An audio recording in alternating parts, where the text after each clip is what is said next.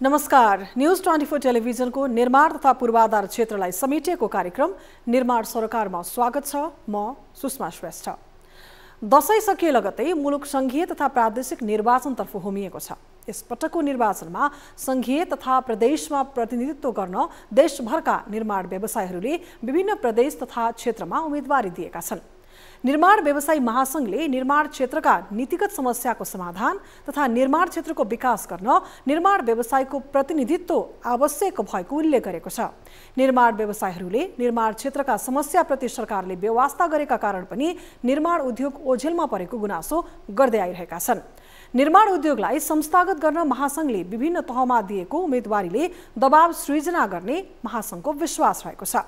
लामो समयदेखि निर्माण कार्यले भने अझै पनि गति लिन सकेको छैन। अब पालो हेडलाइन्सको। आगामी मंसिर 4 को प्रदेश र प्रतिनिधि सभाको चुनावमा दर्जन भन्दा बढी निर्माण व्यवसायी चुनावी मैदानमा। संसदमा प्रतिनिधित्व गरे विकास निर्माणको बलियो नीति बनाउने व्यवसायीको दावी। सुनकोशी मरिन डाइभर्सन बहुउद्देश्य आयोजनाको टनेल खन्ने काम सुरु। आयोजनाबाट मध्य प्रदेशका 5 जिल्लामा सिंचाई सुविधा पुर्याउने लक्ष्य। माथिल्लो दोर्दी ए जलविद्युत आयोजना निर्माण पूरा। शुक्रबारदेखि परीक्षण उत्पादन सुरु हुने।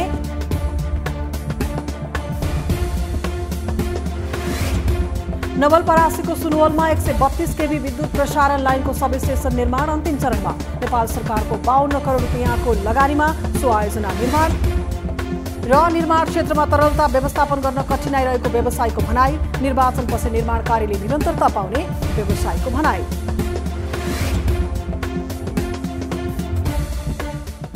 कार्यक्रम निर्माण सरोकारमा अब लागौ आजको पहिलो विषयतर्फ।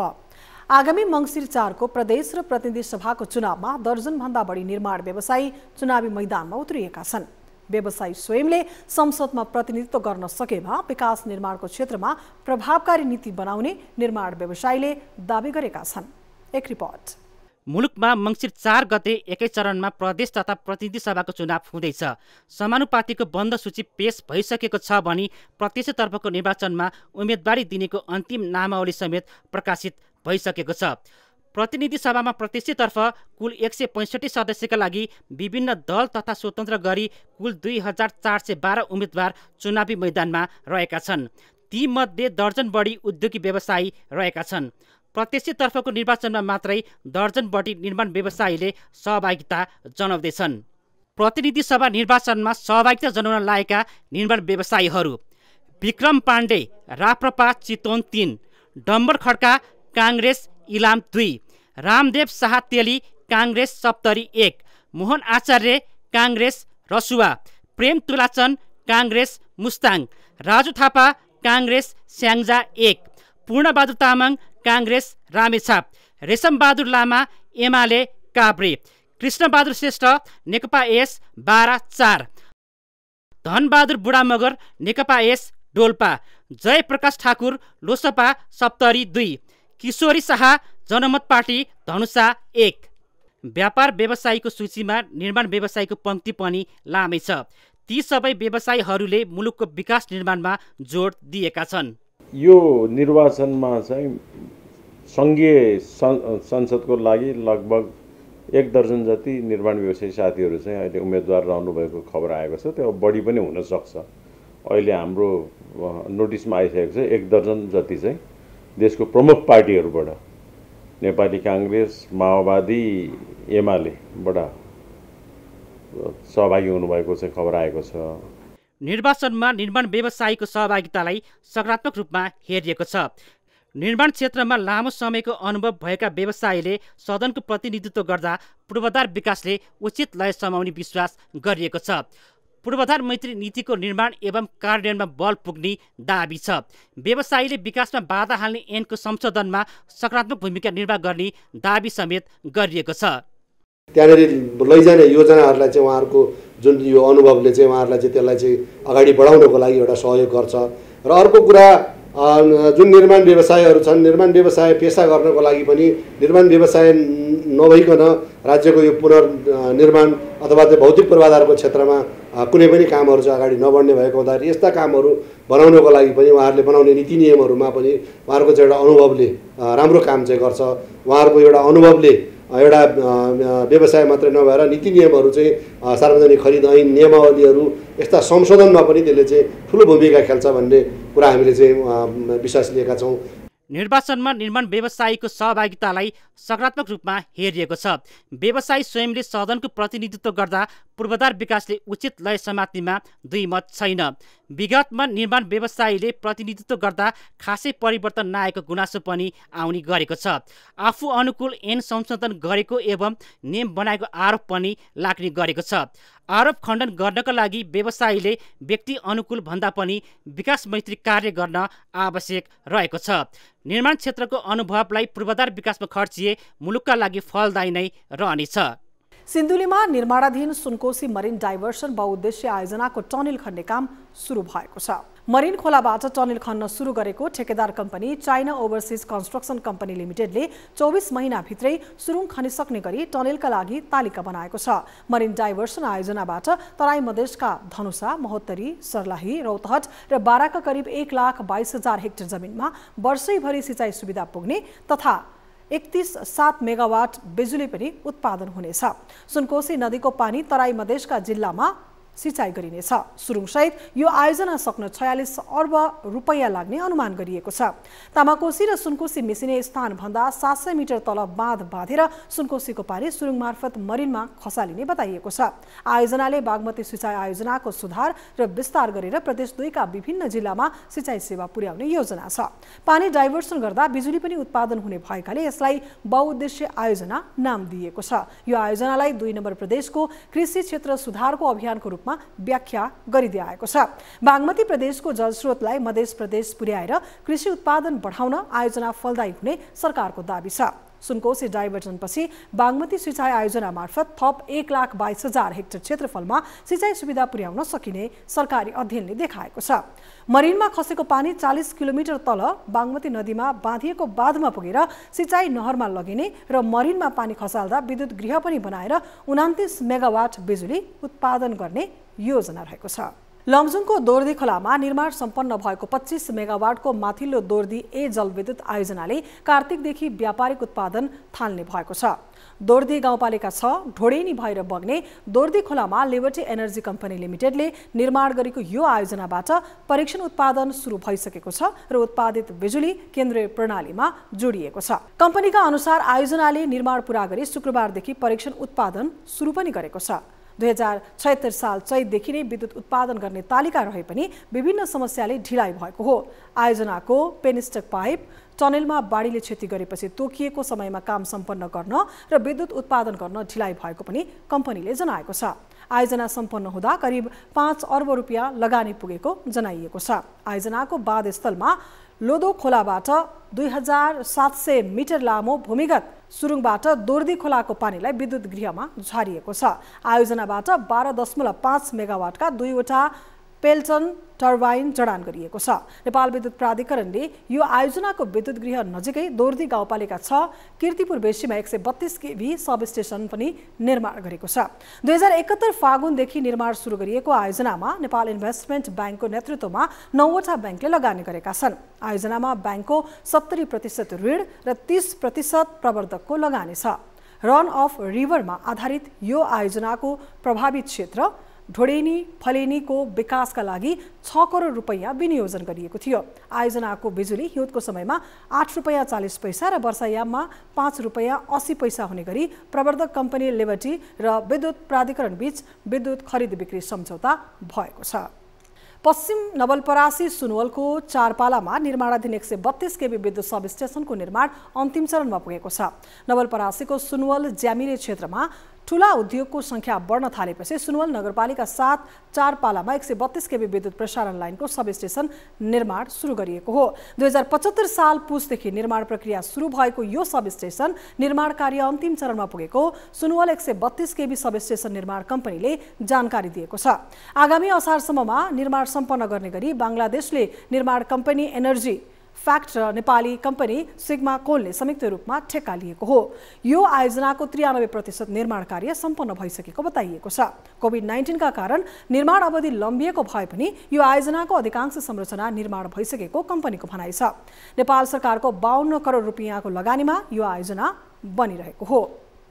नेपाल हरित हाइड्रोजनका लागि हब बन्न सक्ने विज्ञहरूले बताएका छन्। हाइड्रोजन सम्मेलन 2022मा विज्ञहरूले यस्तो धारणा राखेका हुन्। पछिल्लो 3 वर्षमा नेपालमा हाइड्रोजन उत्पादनका विषयमा आम चासो उत्पन्न हुँदै गएको छ। खासगरी विद्युत उत्पादन पर्याप्त हुने र सो विद्युत राष्ट्रिय खपतका लागि आवश्यक भन्दा धेरै हुन्छ भन्ने आंकलन हुन थालेपछि सोही विद्युतबाट हाइड्रोजन उत्पादन गर्ने तथा वातावरणीय र आर्थिक हिसाबले प्रगति हासिल हुन सक्छ भन्ने सोचका साथ हाइड्रोजन बहसले व्यापकता पाउँदै गएको हो। पहिलो पटक काठमाडौँमा अन्तर्राष्ट्रिय विज्ञ तथा व्यक्तित्वको सहभागितामा हाइड्रोजन सम्मेलन 2022 सम्पन्न भएको छ। नेपाल हरित हाइड्रोजन सम्मेलन पग्लिँदै गरेका हिमालहरूका लागि एन्टिडोट भन्ने मुख्य नारासहित सम्मेलन आयोजना भएको हो। नेपालमा बहसको विषय बन्दै आएको हाइड्रोजन उत्पादनलाई सम्भव बनाउन सके नेपाल हरित हाइड्रोजनका लागि हब नै बन्न सक्ने विज्ञ तथा सरकारवालाले बताएका छन्।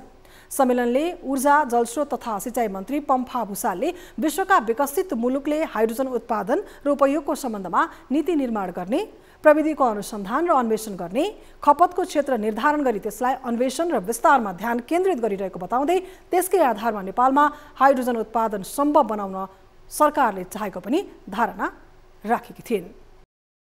कार्यक्रम निर्माण सरोकारमा अब पालो भएको छ निर्माण अन्तर्वार्ताको।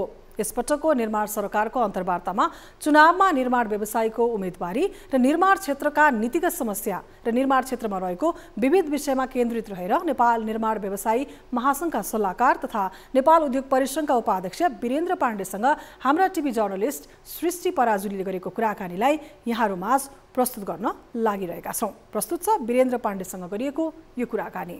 यो सिचुएसनमा अब भनौँ न लिक्विडिटी क्रन्च को कारणले ब्याङ्कले लोनहरू चाहिँ प्रवाह गर्न नसकेको अवस्थामा अब निर्माण व्यवसायहरूले अलि असर परेको छ।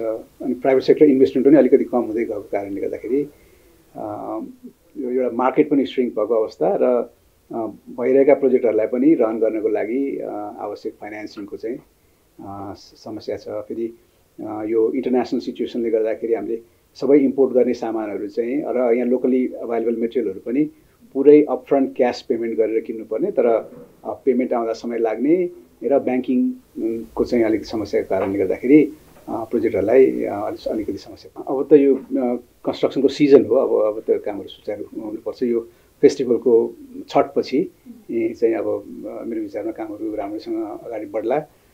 तर स्टिल अब यो निर्माण सामग्रीहरूको जुन कस्ट अनि फ्युलको मेजर कस्ट कम्पोनेन्ट छ, त्यसले गर्दाखेरि प्रोजेक्ट यो निर्माण आयोजनाहरूको लागत अलिकति बढेको छ।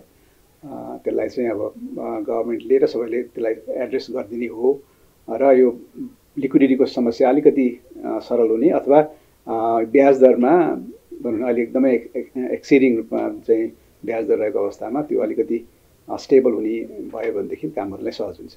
अब यो निर्वाचन भनेको हाम्रो प्रजातान्त्रिक अभ्यासको एउटा चाहिँ एकदम ब्युटिफुल पक्ष हो, जहाँ चाहिँ जनताले आफ्नो प्रतिनिधिहरू चुनेर पठाउने एउटा अवसर हो र विगतमा भएका गल्ती कमजोरीहरूलाई सच्याउँदै अब पोलिटिकल लिडरसिपले पनि र जनताले पनि त्यसमा अवेर गर्दै देश निर्माण गर्ने प्रतिनिधि छानेर पठाउने चाहिँ this is the very beautiful practice.